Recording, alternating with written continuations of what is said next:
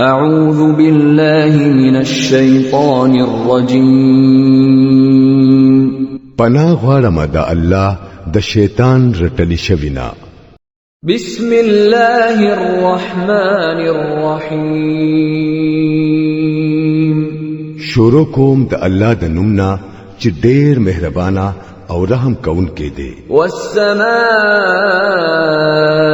والطارق وما أدراك ما الطارق النجم الثاقب إن كل نفس لما عليها حافظ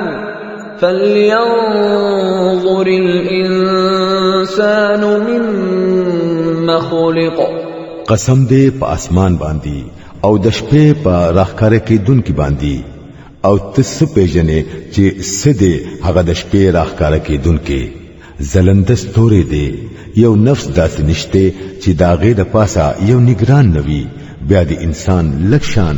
دیتا خو وګوري کنه چې هغه د سیس نه پیدا کړی شوی دی خلق من ماء دافق يخرج من بين الصلب والترائب إنه على رجعه لقادر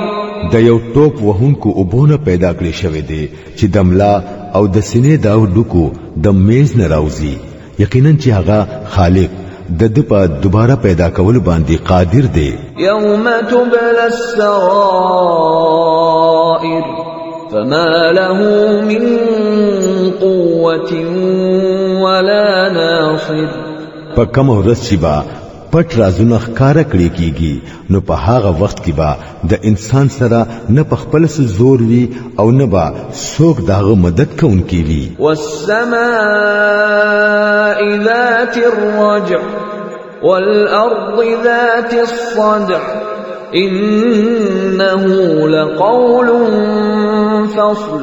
وما هو بالهزل قسم دې په بارانونو ورونکو اسمان باندې او د بوټو راختلو په وخت کې پچاودن کې زمکه باندې دا یو صحیح رښتینی خبره ده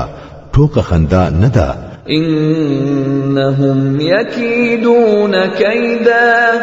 وأكيد كيدا